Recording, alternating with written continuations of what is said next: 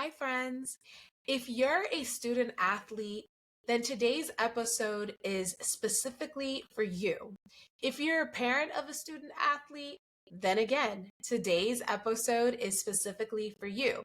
Because believe it or not, student athletes that are getting ready to go to college don't want to miss out on opportunities and scholarship money simply because they didn't have their transcript evaluated to make sure that everything is what it needs to be. So today's guest is Shanay Howard. She is an educational consultant with 15 plus years of experience in the field of education.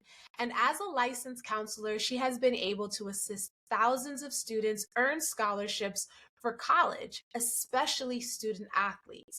She is the owner of Pure Ballers LLC, which specializes in helping student athletes obtain college scholarships through holistic counseling. So today's episode is one of those episodes where you're not just going to hear from a specialist, but you're going to want to take notes and take action and to make sure that your transcript and everything that you're doing is in alignment with you getting into the college you want, getting the scholarships you want, and ultimately being able to play collegiate sports. You're listening to the Scholar Budget Podcast, where we teach you how to earn a debt-free degree, grow your money, and claim every opportunity with your name on it. I'm your host, Raquel Bartoli. Let's jump right in.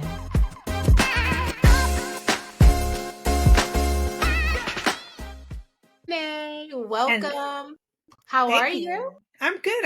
How are you? I'm great. Just getting off that Thanksgiving week of goodness with family and friends. Did you enjoy your Thanksgiving? I did. It was great. I had the family. I hosted, so that was the fun part about it. It's fun when they're here, but when they leave, Right. I'm still cleaning. I love it. Well, I have been looking forward to this interview, looking forward to this information, because I know what you're about to share. Some of this is going to be new to me and very helpful to our listeners. So, Shanay, can you start by telling us a little bit more about your background as an academic eligibility specialist and educational consultant? Yes.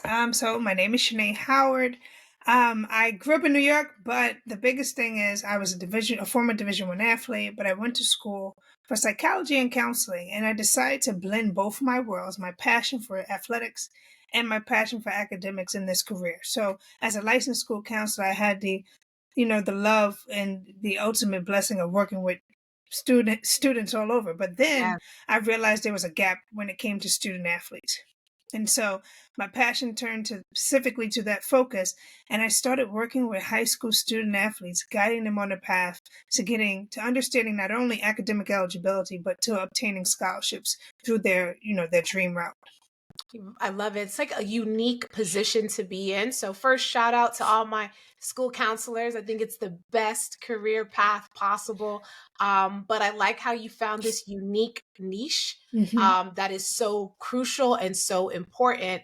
And so, what inspired you to pursue a career in this field as a counselor? Like, what motivates you right now, going from that counselor to being in a position to help students obtain scholarships as athletes?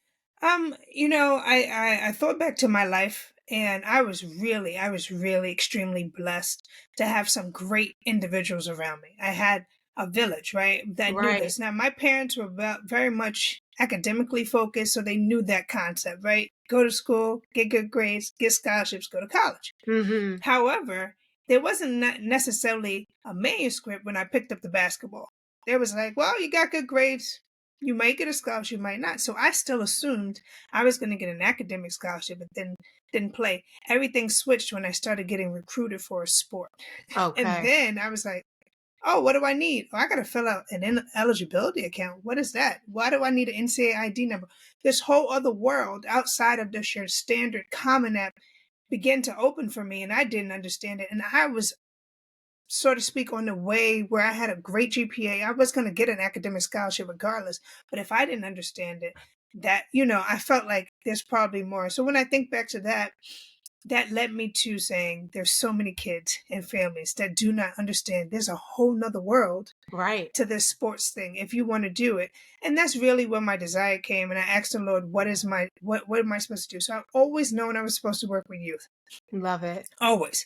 It's some people say, "Oh, I don't like the teenager." I love it's my them. like it's what I do. Right? I Right. speak teenager is what I do, and helping their parents in this season, as you know, that navigating that college application season, and then now you throw sports on top of it, it is overwhelmingly stressful. And so my passion was, let me help them. And once I did it with my first set of students, it was like, oh my God, Yeah. like to see them get it, and then to see helping students accomplish dreams that they've had for a long time is really, Mm, really close to my soul. Not just because it makes them feel good, right? But it's showing someone else that's behind them, right? The little brother or someone right. that's watching them like, oh, I can do this if I have the right Absolutely. guidance.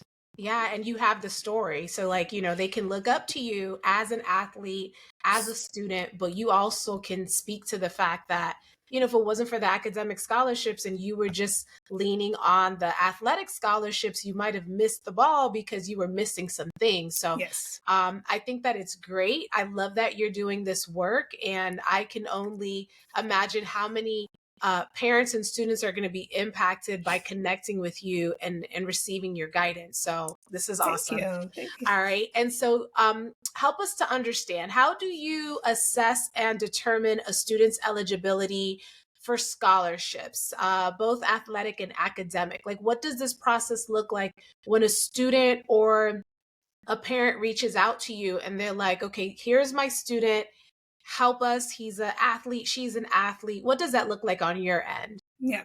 So my first, when I get on a call with any family, I initially do a consult because I need to know where they're coming from. Context. Right. I'm of this new business model, right? They have strengths, Yeah. and my number one strength is context. And it's always been something I have to understand the whole, Hmm. understand what's behind this, what is the why Okay. behind that family wanting to get this scholarship or doing it for me to better assist them.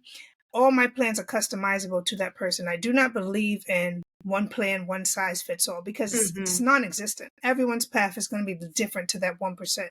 And so I meet with them, and then after we have that initial consult and they give me the why, I do not start anything without a transcript evaluation. I must have some physical documentation that shows me academically how the student is doing and what they have taken. From there, we design a plan and next steps to go forth on wherever it is, whether that's from 8th grade, 9th grade, 10th grade.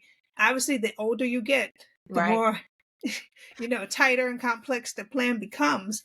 But ideally, that's how I begin the process. And that transcript evaluation is usually when I get to do a lot of teaching, and parents get and students get to do a lot of learning because now they're Right. seeing, number one, this is a transcript, so this is what I'm sending. You'll be surprised how many don't look at their transcript until junior year, and they're like, Senior "Oh, year. this is what I Right. have." And then it's teaching parents like this is what the schools are looking like, but this is also what NCAA is looking at. Teaching them Mm. what a core course is, and I get to do a lot of education in that piece of transcript evaluations before I give them a plan.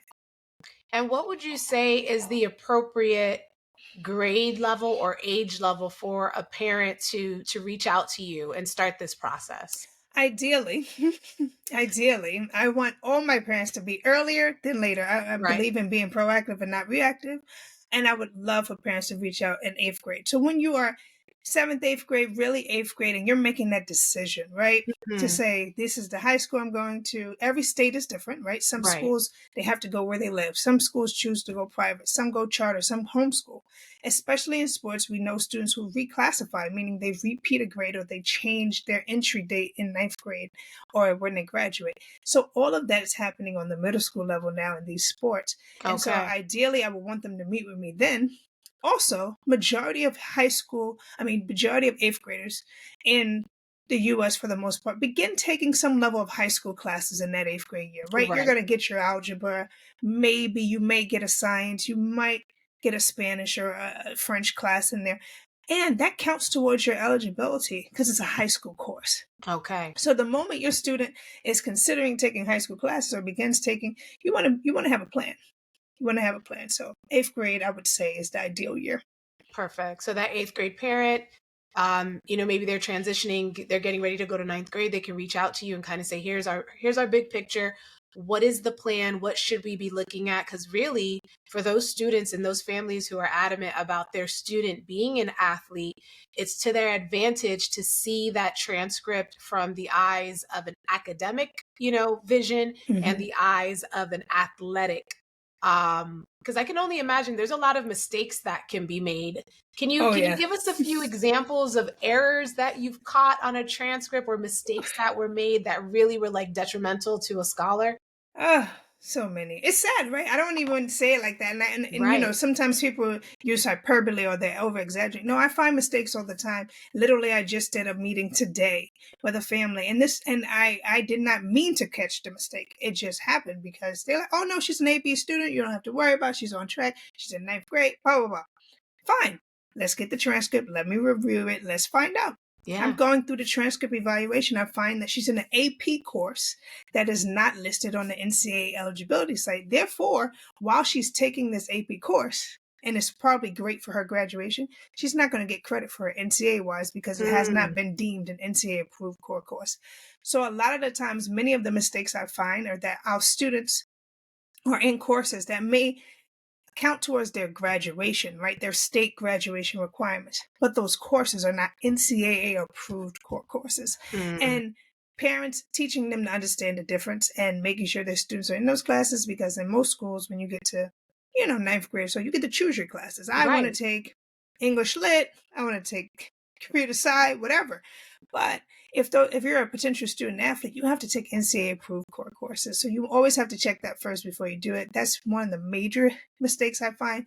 Also, additionally, not taking enough core classes each semester. Wow. Sometimes as they get older, students are like, I'm done with math. I met my graduation Right. requirements. I I only ain't taking need no more. exactly. I don't need this many maths or I only need this many science. However, if they have not reached a certain number of credits prior to that seventh semester or that senior year, they can inadvertently make themselves ineligible, particularly for Division One because it has a time frame. And so I found that a lot, and it's like shocking when parents find out. They're like, Wow. "Well, the counselor said they were on track," and I'm a counselor, so I know. Yeah. And they're answering very correctly. They are Right. on They are track on track for academically. academically for Yeah. graduation. But Yeah. a lot of times parents and families don't even express to the school counselor until like that junior senior year what they want to do, and so that Right. it's not the counselor. The counselor's like, you want to be an athlete? I didn't know that. Like, you didn't tell me. So Yeah. this is why I like to go on the front end and say, let's set a plan. Let's tell them what we're doing. Let's do Right. this so everyone that's surrounding this young person is on the same page. And so I want to emphasize that for our listeners because we have our students and our parents. It's really important, just like Shanay mentioned, for your scholar or for you as a parent to let the counselor know that my scholar is just not an academic scholar. They are a athletic academic scholar who's looking for scholarships and opportunities on both ends because like you Hmm. said, and even as a former counselor, yes, you are on track for graduation, but if I don't know you're trying to become the next Deion Sanders or you're trying to do, Exactly. Serena Williams. If I don't know this, I'm not looking through both sets of eyes. Now, what if the scholars like at a school and they don't have like a counselor who really understands this process like you do? So parents and scholars can reach out to you, Yep. to book a consultation and go through that process. But are there any other additional resources Absolutely. that parents can tap into or students can tap into? Absolutely, absolutely, and that's what it is. I give a lot of free information out on my social media and my platforms, but so does the NCAA. The Awesome. NCAA has guides that are free, just like College Board has guides that are free, right? Yeah. And if you go on the NCAA website, they give you a potential student athlete guide for students that are domestic. That means they're native to America, but international students. Sometimes we host international student athletes in America for our Hmm. family. So if you have a host student, they have that process as well. You can also call the NCAA. They actually have a hotline just for parents. Now, Nice. granted, just like anything in life, it might be a long waiting time or things of that nature, but the information is there and it is out there. You go directly to the NCAA official website, official logo. There are other companies that try to deter you and make you pay, but that information is Right. free knowledge. And you can get that information on. If you need more you know, questions, you give them a call. You attend a webinar. They do webinars as well. Also, I do webinars also. Beautiful. So we have you as a resource and the NCAA as a Yep. resource. So parents, scholars, use your resources. So Shanay, we talked about like the mistakes and the concerns and the things that you found, but can you share maybe some success stories or examples of students whose lives you've been able to positively impact because they took advantage of just partnering with you and taking advantage of your services? What did that look like? Yeah, I'm gonna use. I have a student that's a freshman this year at St. Joe's. And I think I love using his stories because number one, originally when I met mom, they were like, "Okay, I understand what you do, and it's cool." And I've been blessed to be the education director of a pretty large AAU program in the DMV area, Team Durant. And so they were like, "Okay, well, we'll call you when we need you," type of thing, right? It was very chill. Yeah. But when it wasn't, was when we started getting all these schools calling, right? And they started asking these very specific questions about grades. But the biggest thing about this family is they trusted me. They Mm, entrusted me with the process. Once I was able to show them this is what we need, this is what we have to do, it was a switch. And right. I think it's so good. I use this example so much is because they let me direct the path and understand. I kept telling them he's going to be okay if we do Mhm. this. He's going to be okay if we do this. And it was a 2.5 year process. By God's grace, we caught it early enough in his 10th grade year that by the time he was a senior, he was eligible. Wow. He was not eligible because he had repeated some courses, and literally basically he repeated a whole year Mhm. of courses that did not count. The Oh my NCAA goodness. only counts one time you take a class, Right. and they're going to give you your best grade in that class. Now, could he have gone to college? Absolutely, he would have. He would have been able to go. But NCAA, he was short, so Mhm. literally we had to implement almost not almost. We implemented a year-round schooling. He was in school. He went to Wow. his regular school during the school year, and he took summer classes with me for 2 years straight to catch up academically.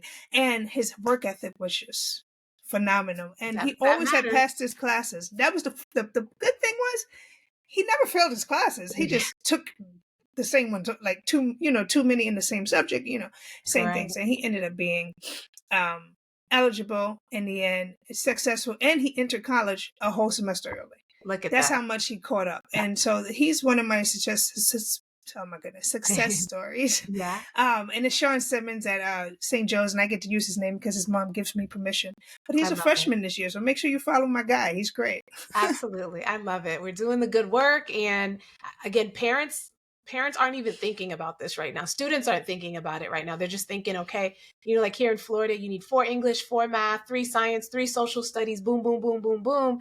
And then they get to senior year and it's like, what? I had this credit recovery and I didn't take it properly. So, And credit wow. recovery don't work with the NCAA. I'll Oh, jump there in. you go. And states have different rules, like Florida in particular. Right. I love you say that. The NCAA does not require SAT scores for initial eligibility, but Florida colleges require SAT scores. Look at So that. if you want to go to school in Florida, you got to take the SAT. There's a Right. lot of parents that don't know that, right? Yeah, and there's always a lot of fluidness with students and moving around from one state to the other, and the rules aren't, like you said, always the same. So Yeah. awesome. And what are the key factors that student athletes need to consider when applying for athletic scholarships? I think the first thing is know that it's not based on your talent only. Okay. Great, great, you got to be good. Let's take that off the table. Right. But the key thing is you need to focus on academics, but you have to have a plan. A plan, if you do not have a plan, you this is not going to route. There are over Right. 500,000, maybe even 600,000 student athletes in each individual sport, right? And in most of them, it's a small percentage that go on to play collegiate sports. In basketball, that percentage is 1% at D1, 1% at D2, 1.3 at D3. Volleyball, even lower. So you have to be very, very sure of what you're going to do and make a plan academically because that 1% is small, Right. and you don't want academics or missing a course that you should have taken, or taking a credit recovery instead of a full credit class, knock you out of the running Mm, from being able to take a full scholarship. That's a very expensive mistake. right. And the numbers aren't, like you said, 1% out of a lot of students. You got some competition. So do everything you need to do so that you can stand out and show, like, why you should get that scholarship and that Absolutely. opportunity. It's awesome.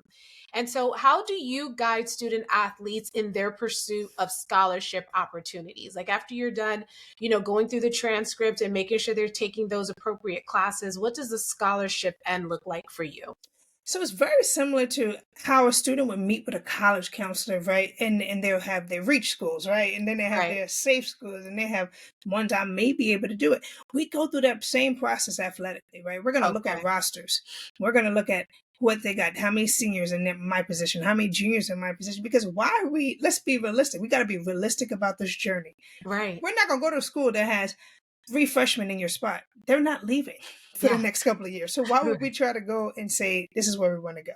Ideally, obviously, if you're getting recruited, you kind of know what school wants you, right? They're calling, they're sending you emails.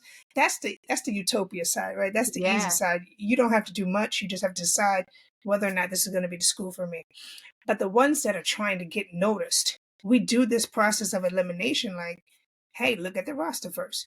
Hmm. Who's in your spot? What's the potential of them leaving? When are they graduating? All these things. And we make a list from there. Who has my major? What do I want to study? Because ultimately, this is about you getting an education as well. Yeah. And if they don't have something you want to study, You shouldn't be you there. shouldn't pick it. Are you okay with being 4 hours from home? We do distance. We do that a lot because students will say to me, "Oh, I don't care where I go." Okay, you play a sport, so let's say what this basketball. You're not going to get home probably for Thanksgiving break because you're playing. You're in season. Right. You probably won't get Christmas break because you're playing, because you're an athlete. They forget this, right? Like they're going to school year round. You also Right. have to go early. So you're okay with being 4 to 5 hours away, or do you want to just be one? So maybe you can make a little quick drive home. So we Yeah. go through that and navigate that and That's make it so important. really real. Exactly, because they forget. And mental health Yeah. of student athletes and students in general are so So huge. important. And student athletes, a lot of times when we don't concentrate on that population, we're home, right? Watching them on TV. Yeah. They're not with their families. Like Right. we just came off of Thanksgiving. It is a hard mental health time for student athletes because they're playing by themselves. And maybe Hmm. they had microwave turkey Right. and had to That's the travel. truth. So those are the things I bring to light for those families so they can really get a picture and Hmm. understanding what they are sacrificing for. Right. I love that. And so, for the student athletes, how do you advise them to balance their athletic commitments with their academic responsibilities? And it starts from the first session, right? And we have, and I alluded to it. Sorry, I alluded to it on in my last thing is making a plan. And Right. so ideally I want to catch them at 8th grade. So we already got the planner. We're saying this is what we're doing. But I tell them to make plans we go through their whole schedule of school. If they have free periods or if they have gaps between practice times, filling those practice times with schoolwork during the Mm, week, right? If they have right. individual sessions, lifting, workouts, early morning, dinner, we go through it all. What they're eating, when they're eating, what snacks they're taking, how much time does it take for them to get to school? If they Hmm. can get there a little earlier, do you have time to do your work during the day because you know you're going to have a 6 o'clock game? So we make a schedule and so that that balance is there. So when they do have their downtime, they're really having downtime, not trying Downtime. to catch Right. up on work, right? Not trying to do that. And I try to tell them this is the preparation for a collegiate athlete. Collegiate athletes miss classes. They Right. travel with academic advisors on the road with them, but in season, they're out of class a lot. So they have to learn in that schedule to be able to do their work in the time when they're traveling, sitting in airports, Hmm. waiting for pickup, all of that time. So we do it early. I teach them Right. early how to maintain that balance. And a lot of the times, you'll be surprised. Some kids were like, I don't know if I want to do this anymore because Right. When they they didn't realize know. like how much work it takes and And discipline. yes, yes. And so, but I'm so, I love doing it because then even the parents go, "You sure you want to do this?" Like Right. it's a whole family conversation. And then those who do want to continue on, it not only helps them with their grades because now they have this plan and this ability to understand what they have to balance. They're starting to get it and they really start actually getting a motivation to do it more. I love that. You're like a gift that parents don't even know that they need. You know what I mean? Because listening to you and just considering, my son, if he's going to pursue athletics in the Mhm. future, like I need to have you in my corner because I Mhm. want to make sure we do this right. And, as a parent, we often say a lot of things to our kids and we're pouring into them, and some of it goes in one ear and it reaches their heart and they do what Yes, they need to yes. do, but a lot of it just goes out the other ear. So I know that when you're in the conversation with that student and that parent, it just adds so much more value and weight. And like you said, either that student is going to be like, whoa, Shanay is the real deal. She knows what she's talking about. This is a lot of work. And I'm either going to stay in the game and pursue this, or maybe this is not right for me. So Mhm. that's pretty awesome. And Shanay, is there anything else, any other tips or suggestions that you have for some of our student athletes that are listening right now? What are some things that you really want them to like pay attention to or do as they, continue to pursue their academic and athletic career? I would say when meet with all my students and my families, always set yourself up for success, right? Aim for the stars, because if you hit the clouds, you're still at the top. And Right. so I say, if your desire is to potentially play collegiate athletics, you're already setting yourself up for a higher plan, right? You're basically in the academic sense of the words applying to an Ivy League or Tier 1 school in athletics, right? Hmm. So if you're going to do that, do it well. Make a plan. Don't just say I'm gonna do it. Have a target. Don't aim, in the Bible it speaks about we don't just run the race and just Right. aim aimlessly, right? We have a purpose and a goal. And so I Hmm. really, when students and families have goals, they often obtain it because they have to make a plan to get there. Right. But Right. if you just have a goal without a plan, it's just what? A dream, a Walking thought. around aimless, You, not you sure know, where you to just, go, what to do. you're not doing, I don't know why I'm not accomplishing it. No, put it on paper, write the vision, make it plain, right? So do all those things, make a set plan. Don't just say I want to score 20 points or I want to score 3 goals or a touchdown or no. How are you going to get to that? Oh, maybe I need Right. to wake up early and do a little bit more crunches. And for families and parents that are listening to this, if your kid is exhibiting these habits, most likely they're going to be even more successful. But if you're waking them up and you're making them study and you're asking them about their homework and they're doing this, they may not be ready for this Right. plan, because this has to be self-avocation. This has to be something that they want to do. And so on both ends, set the plan, see if this is something they want to do, and then you'll see the fruits of your labor when they get there. They're immature at times, but they'll Yeah. thank you later. Absolutely. And that's true to the college world. Like if you're doing everything for them from the application to the scholarships and all that stuff, it's okay if they don't go to college immediately. Not everybody's, road to success is the same. But like you said, having a plan, having community, having people to help you, because sometimes we need a different set of eyes to help us catch Yes. those things we can't see. Then we'll get closer to our goals. Man, Shanae, I feel motivated. Like I need to go write down some plans and go take action It's on. the coach in me too. I It's the love it. coach I in me love too. it. Yes. Like, yes. Me, Shanae, and Liam Bartoli and Layla Bartoli, Yes. a few years from now, we will be having these conversations. I love it. They're getting scholarships regardless. I love Listen, it. you could double down. You get athletic Yes, and academic. That's what I got. That absolutely. I extra love money is lovely. it. So, Shanae, for our listeners who want to connect with you, they want to tap into your free resources or partner with you to really go through that transcript evaluation, how can they get in touch with you? Yeah, so on my social media platforms, it's just my basic name. I don't have any secrets. It's SHANAY.Y.Howard on my Instagram. And I have links that you can set up times to meet with me, or my website, which is www.pureballers.org, pureballers.org. And you can look me up and reach me that way as well. Awesome. And we'll be sure to include all of these links in the podcast, and we're going to share it and blast it because I know there's some parents who definitely need you in their pocket. So, Shanae, we want to thank you so much for dropping all of these gems. I learned a lot, and I know that our students and our parents are going to take this information and put it to use. So, we thank you so much. Hey there, I hope you were taking notes and you're ready to implement what you heard. If this podcast inspired you or helped you in any way, I would love for you to subscribe, follow, and share this with a student, parent, or educator you care about, because sharing is caring. Also, your feedback means a lot. So please leave a written review of this show on Apple Podcasts. And if you ever want to connect outside of the podcast, you can find us at The Scholar Budget on Insta or the Book of Faces. So until next time, shine bright and put in the work so we can make those dreams a reality. Bye!